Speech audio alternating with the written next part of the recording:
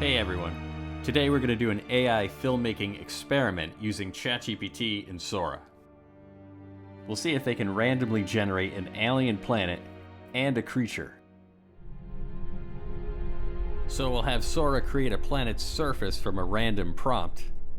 And then to go a step further, we'll have a creature emerge from underground.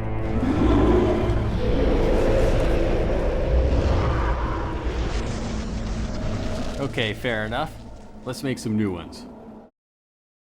Now I'm using ChatGPT to generate images, but of course you can use your preferred image generator. I'll use Sora for video. I'll be creating high-res images, but our purpose here is to experiment and learn. So if you're using a lower resolution, that's perfectly fine. Okay, to ChatGPT.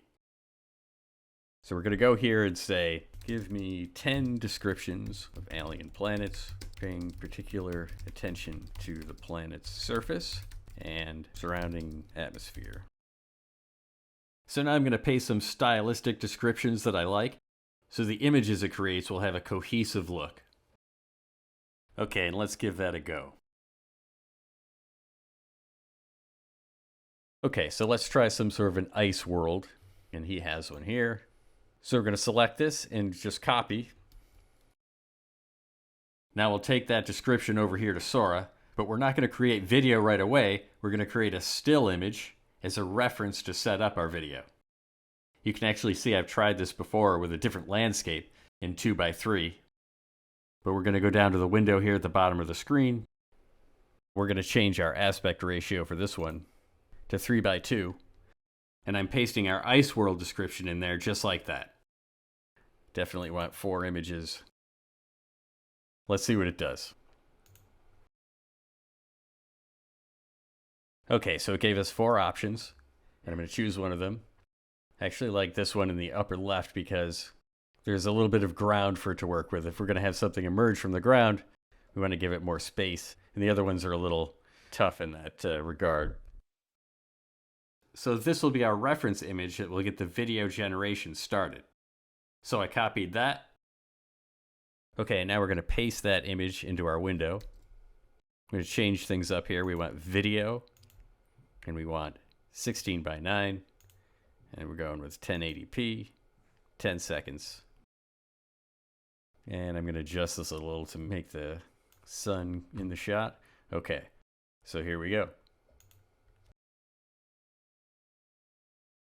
Okay, as we can see here, I like this shot here with the moving camera, but then it cuts to this other shot that's useless. So let's get rid of this one and extend the other one. So what we're going to do here is use the recut feature. And this is really one of the best features, I think, in Sora. Here we can take only the part of the shot we want and get rid of everything else. So let's get rid of all this stuff. Pull it back to wherever, just at a safe spot. Be careful about getting too close to the frame. Like we can see here is the very last frame, but sometimes there'll be maybe a flash at the end that you don't notice, and it'll sort of alter everything. You want to give yourself a little more leeway than that. So pull it back another one if you have the room. And now I'm also going to get rid of this stuff at the beginning. There's a little there, and have it start cleanly and end cleanly, and just make sure when I play it, I'm not seeing any weird flashes at the end or the beginning, because then that would affect the final generation. So once I've done that, I can slide this back so that the shot will now start at the beginning, and it'll go however many seconds, and it'll fill in all of this up to 10 seconds. If I wanted to, I could create an extra image prompt here, but a lot of times on the first shot here, I don't do that. I just let it roll with whatever. And usually if there's enough leeway, it understands what it's supposed to do next, and it'll just sort of continue what it's doing. So let's hope that's the case and hit create. Okay, so now we can see that it's filled in the blank with more of the same, which is exactly what we needed. So now we're going to take this shot and we're going to go to recut again. And now we can see our shot here down on the timeline from beginning to end, very nice. And we have to decide where the creature is going to come in.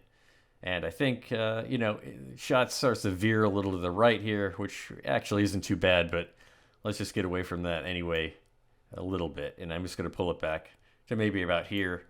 And then I'm going to pull some of the beginning of the shot because we don't need all that, and we already have it. We can attach later. I'm going to slide this back to the beginning. Now I'm going to click on the timeline to create a text prompt here. So this time I'm going to write, a creature emerges from beneath the surface. The creature's characteristics fit logically with its surroundings. And again, you can see we're leaving it largely up to Sora, and we're going to take whatever it gives us and we're going to run with it. Let's hit create. Okay, so here we are in Premiere Pro, and I have the two shots on the timeline that we just made. The first is the establishing shot, and the second is a shot that reveals the creature, which we'll see in a second. But first I want to show you how we attach these shots, because when you play them, it's not just going to magically attach together, and that's because we started the overlap, as you recall, kind of back here, about 3 seconds in. So we're actually going to have to take this second shot, and we're going to pick it up and slide it back about 3 seconds, just eyeball. But what we're looking at here is, when you play it down, you see that little skip, and we're actually pretty close, and it seems that we just need to come back a little bit.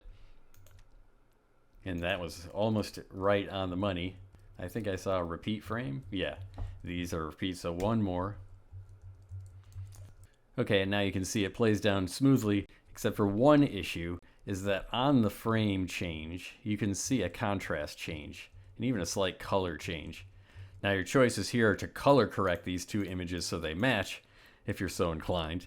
But instead we'll do a little down and dirty method here, which should generally work as long as your clips aren't too drastically different.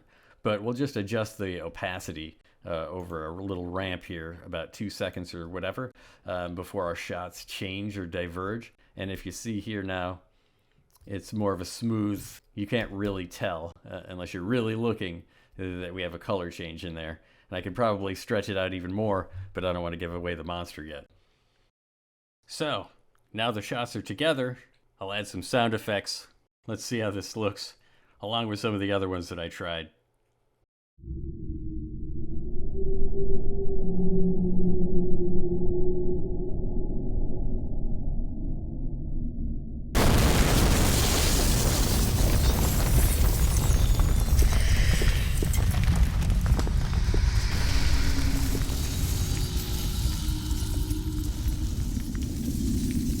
You know, not bad. He cheated. He didn't come out of the ground. He sort of emerged from the background, but I guess we'll let it slide. There was actually a runner-up for this that we can take a look at.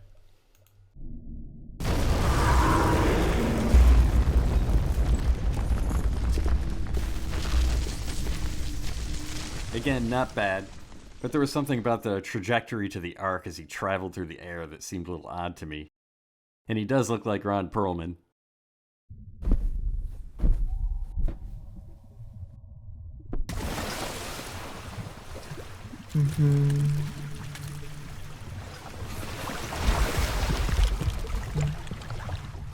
Well, he integrated well, and that it looked like he really came up from the ground, and he does look like a product of his surroundings. But, don't really see myself moving forward with this guy as a character.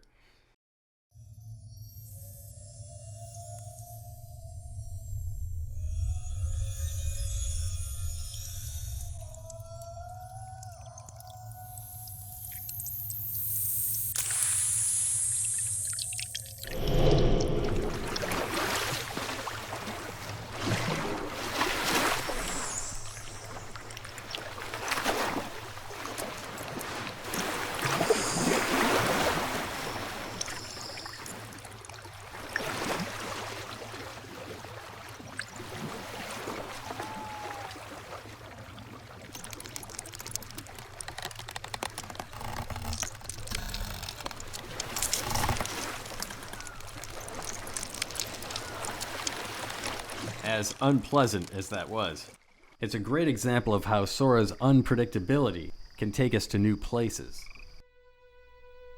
If you look at this last creature, we asked for a creature to rise, which it did, but then it spawned the strange vine thing.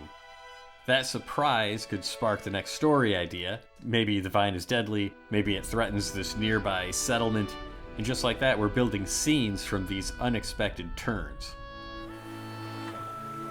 These types of experiments give you an idea of what the AI you're working with can do, and what it's not so great at. That's why I think Sora is a good choice for this type of test, because you can do unlimited generations. This helps you understand its parameters and limitations.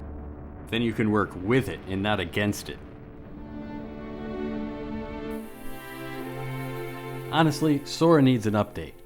It doesn't listen to prompts as well as other generators, but when it gets it right, a lot of times I like the results better.